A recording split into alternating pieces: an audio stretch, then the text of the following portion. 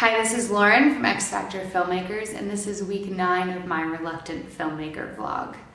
Apologies for the echo in this room, as our roommate has just moved out and there's no carpet or anything in here, so it's super bouncy. And 2, for the extremely bright light on my face right now, which might go away, as the sun has just hit a window across the alleyway and it's bouncing off and hitting me in the face. So let's talk about this past week. My intern, who is in high school, who we call high school, I asked her to judge me on how well I was doing on the vlogs because YouTube is kind of her territory and her generation's territory. And so she watched them all in a row and told me that I was getting better and that it's all about personality. And I found that really interesting because I'm doing a filmmaker's vlog, right? I'm not an actor, I'm not a YouTuber, I'm a filmmaker, and our audience is different than your sort of normal YouTube audience. We're going for something a little bit more different. We're sort of giving you behind the scenes stuff as we make much larger, longer form, high quality content. So we don't really know what this formula is, but I'm just trying to figure out how to be on camera when normally I'm supposed to be behind the camera, and this is what is sort of coming out.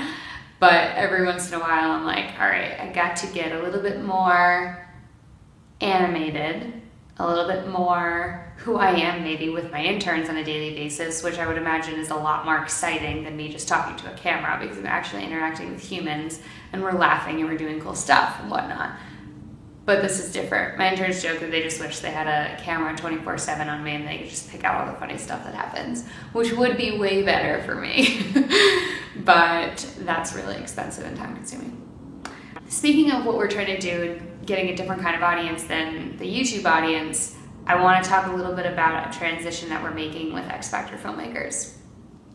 We are working on turning the website xfactorfilm.com into an actual platform for fans, bloggers, and creators of high quality, badass female entertainment.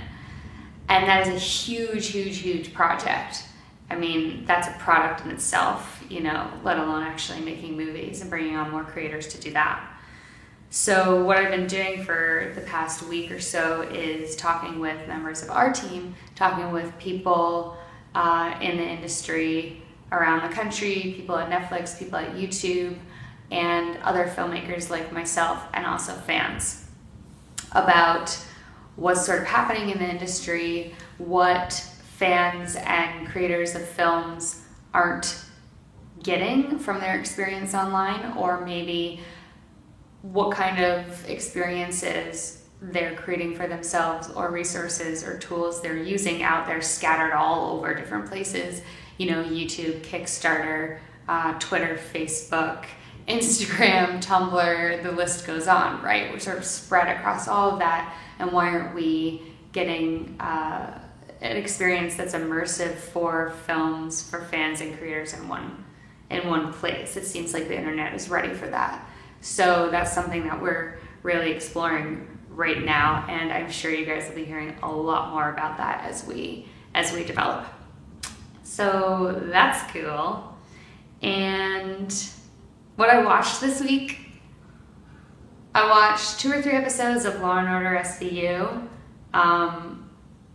Yesterday I watched 2 episodes of this really cool series. I don't know if it was originally on TV somewhere or if it's just on Netflix, called Black Mirror, that my dad actually told me about. Super twisted, really, really interesting content, but the thing that's interesting about the series as a whole is that it's like 45-minute to an hour segments each episode, and there's only 3 episodes in each season, and I think there's only 2 seasons right now.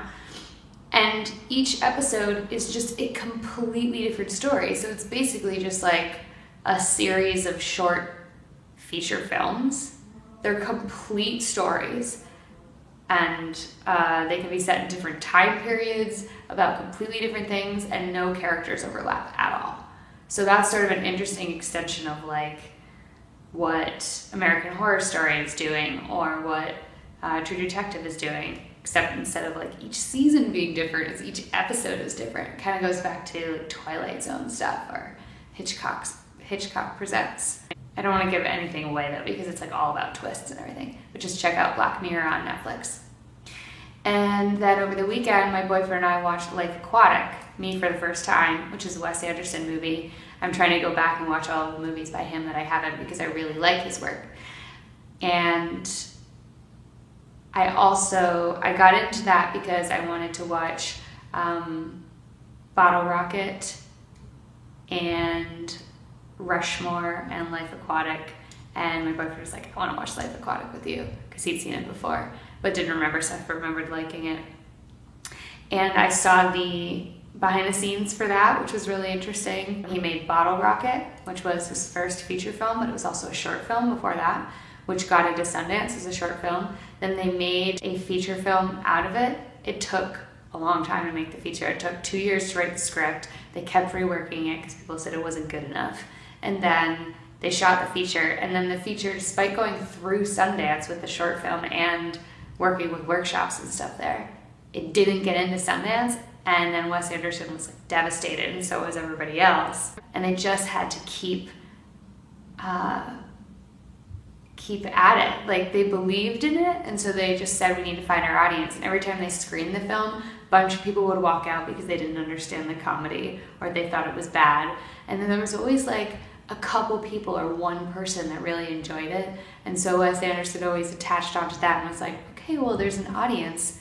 It may not be huge, but this person really enjoyed this, so let's figure out who they are and go find more of them. And I just thought that was really positively inspiring. Like, despite all this quote-unquote failure, it still had hope in it. And then seeing where they've taken that movie and everything else he's ever done makes me go, all right, this is possible. So haven't watched the actual feature film Bottle Rocket yet, but will do that. But go ahead and watch the short online. It's pretty cool. So yeah, that's this past week. And I have to go do a lot of my Christmas shopping. Finish that up today. You probably too, so go do that. As always, you guys can follow us on YouTube, subscribe on YouTube, or follow us at xfactorfilm.com by subscribing to our email newsletter there.